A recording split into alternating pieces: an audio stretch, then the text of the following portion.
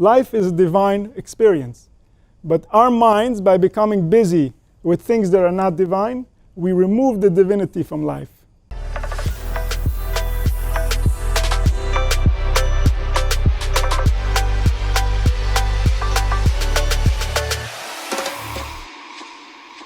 So when a person wants to return the divinity from life to life, he has to simply refrain from contaminating it. Refrain from thinking thoughts that are choil, that make life mundane, that make us think that what's happening to us is insignificant and meaningless.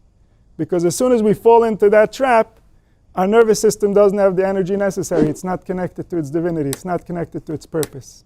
And then, where is it going to take the energy from to act? How is it going to interact with life in a healthy way if it doesn't really believe that what's happening is meaningful, that every moment has a tremendous magnitude, is important, is infinite, and it's going to continue affecting eternity through our lives, through our children's life, forever. Every moment in our life is very, very meaningful. It's very powerful. It's very potent. And we can do with it so many different things.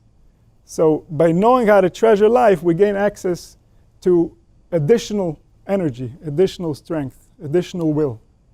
And that gives life divinity. That gives our purpose a meaningful way of interacting with what's happening in life. And then we become a stronger force of nature. We can bring out HaKadosh Baruch Hu's desire into the world because we have more will, we have more presence, we have more drive as we connect to the divinity within nature, to the importance of what is really happening to us right now, to the significance that as soon as we leave our bodies, we're going to know the magnitude of these moments, and we're going to say, whoa, if only I knew. So now we're still here. And the more we can tap into that truth, the more power we can have while we're still in our bodies to recognize that this is a very, very meaningful experience. This is a very, very important experience. What we do, what we think, has tremendous significance to somebody that is of extreme importance, to somebody that is very big, to somebody that is very intelligent, to somebody that knows how to please. And all these things that I mentioned are not something that you have to believe by faith. You can simply see it in nature. If you look at life, you will see that these things are true. That the one who created us is extremely intelligent. And he knows how to create, and he knows how to please. He knows how to return favors. So if we tap into his desire, if we want to do his will, that gives us access to infinite power. Our imagination can go higher and higher and deeper to try to understand the depth of this power, and it will never reach a limit. Because the power that manifested us is infinite. The seichel that we have access to is infinite. Our imagination and its ability to describe to us what's happening is limited. And that's the part we're trying to develop. That's the part we need to enhance. That our imagination should be able to contain the magnitude of what's already taking place. Because our imagination is ultimately the one that's in charge of our body, that's in charge of our chemicals. So even though the truth is so magnificent, as long as we can't imagine it, we don't gain access to the chemicals that should be released by such an understanding, by such an experience.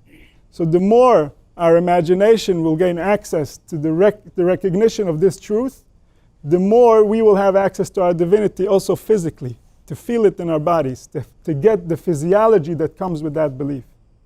So Belekim Nasechoil, through the power, through the force that does everything, that created life from the beginning and created our entire history, that also created everything from within us that we created in our own lives, that spoke through us, that thought through us, that acted through us, that force is the Elikim. It's the force within our thoughts that actually comes out min hakoach el hapoel.